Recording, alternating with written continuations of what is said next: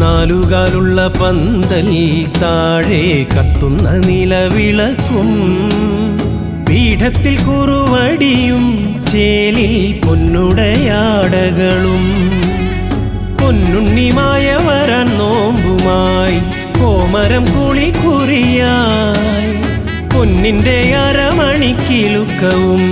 പൊന്നൊളി പരത്തി നിവ തൊഴുകൈ കൂപ്പി നിന്നടിയൻ പദമലരായി തീർന്നലിയാൻ ശങ്കരസൂനോ സങ്കടം തീർക്കും വിഷ്ണുമായ സ്വാമി പാർവതി മാതാ പാരിനു നൽകിയ പഞ്ചാമൃതം സ്വാമി.